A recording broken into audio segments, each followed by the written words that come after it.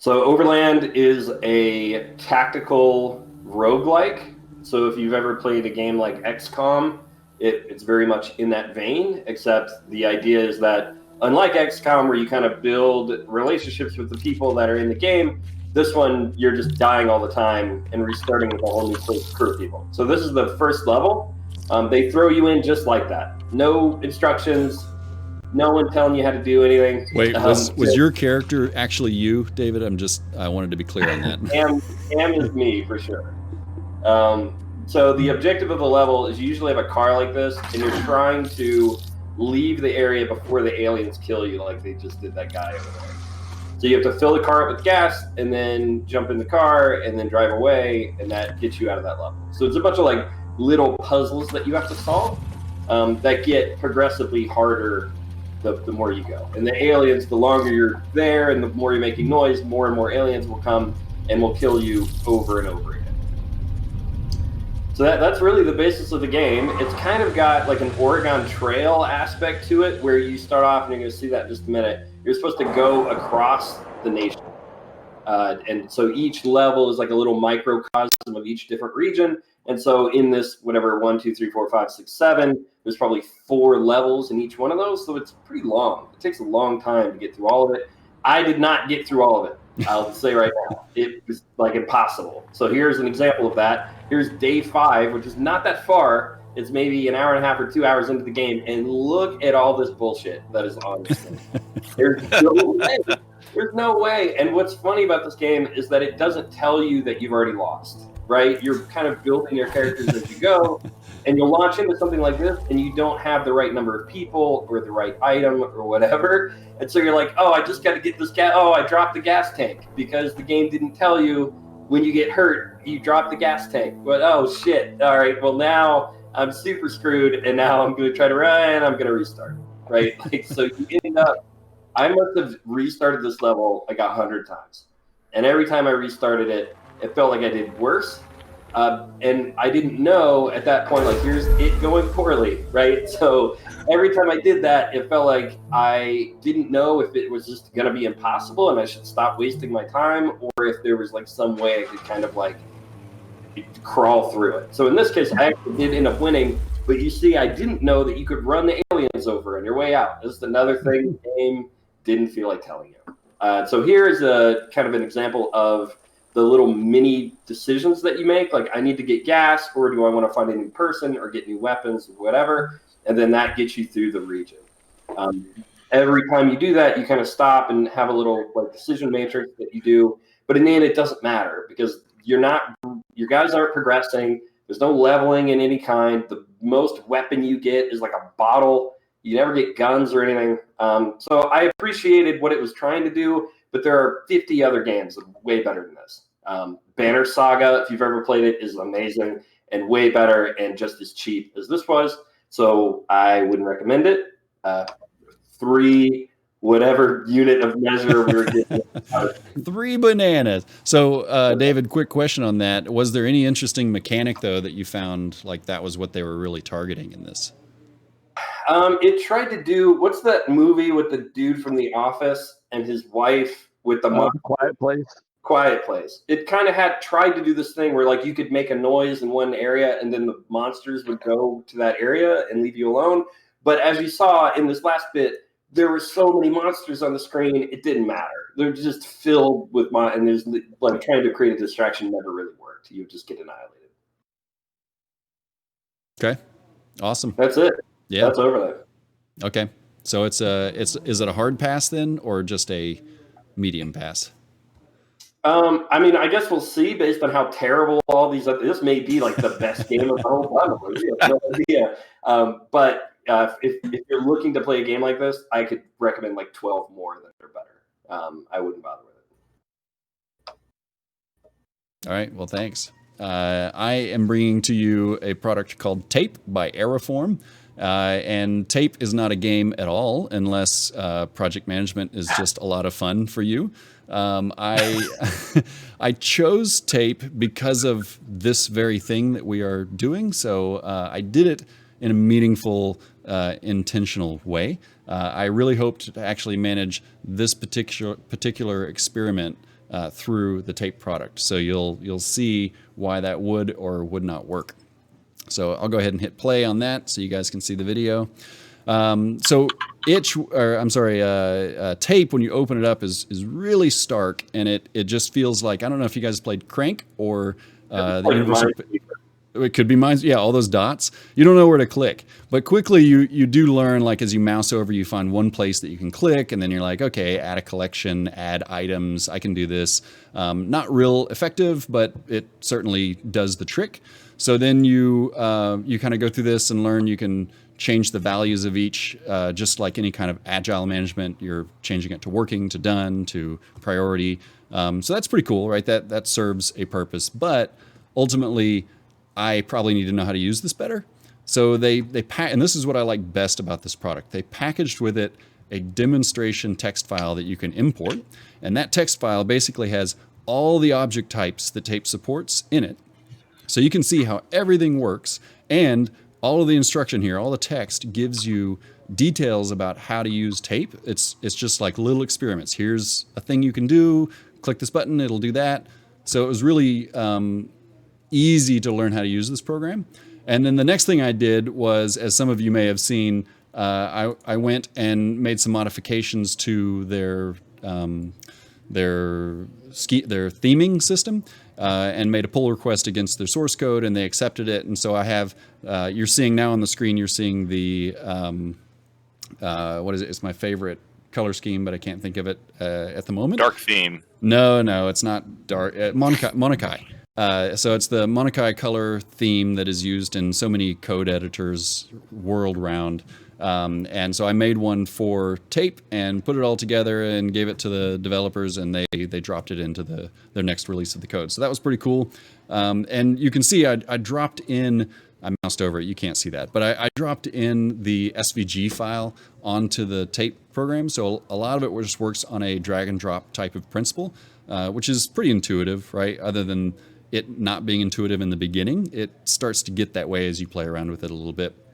So I enjoyed doing the theming and getting to know the community and joining them on Discord, talking to the developers, talking to other users. That was a lot of fun. I did kind of dig in deeper then to, can I create more complicated projects that I want to import? And I took a look at the instructional that they gave, and it's all JSON, right? So it's not exactly something that you would just go in and create. Whereas the list you're seeing on the screen now is just a straight list of items in a collection. And that is a very simple sort of CSV file that is easy to create, and then just drag those in. So it's easy to create singular lists. It's hard to create more meaningful lists with formatting and with states and different collections and things like that. But all said, the biggest problem that I had with it was probably related to a couple issues, I'd say. The main one is its search feature.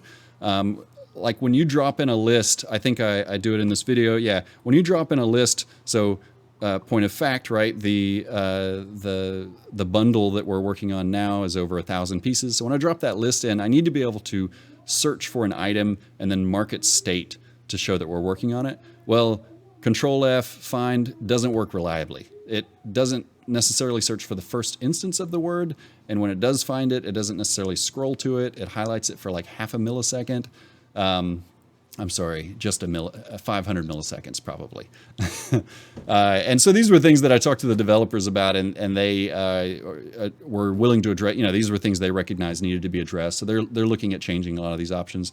But there is a lot of low-hanging fruit in this product, and that search feature was the one that prevented me from being able to use it effectively for what we're doing. Though I will say I liked it. I liked the aesthetics of it. I liked the simplicity of it. I liked the sort of configurability of it, just being able to drop in your own themes, drop in your own lists. So I think for like who would use this, I think your freelancer, your DIYer, I think this could be fun for them if they have kind of an artistic, creative side. This is something that might appeal to them. It's not multi-user. It's not going to work in a team. It doesn't give you details on items, right? You just create items and they're part of collections. So you have to really format it in a way that makes sense for you in your management. But I think from a freelancer trying to do like get stuff done or some sort of agile methodology, I think there's ways that they could use this to that benefit. So ultimately, it was a hard pass for me.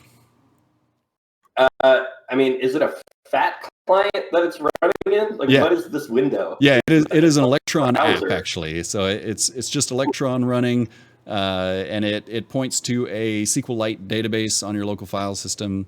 So, yeah.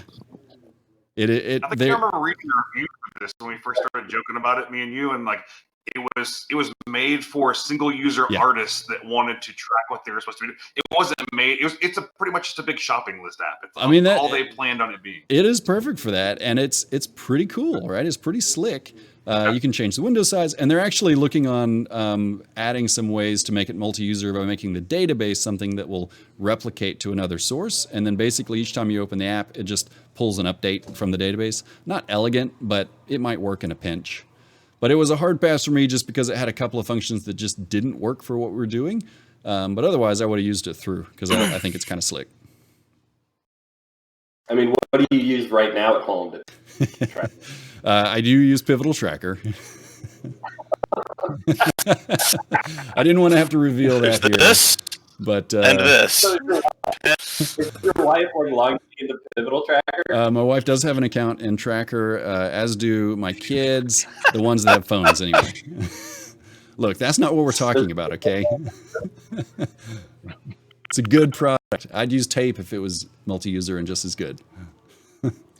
You might be the only Tracker user on the planet. Right. Probably use it total on the planet, and you're the only one that uses it at home. At home, So, yeah. I'd rather figure out how to mount a tablet to all my doors with a list.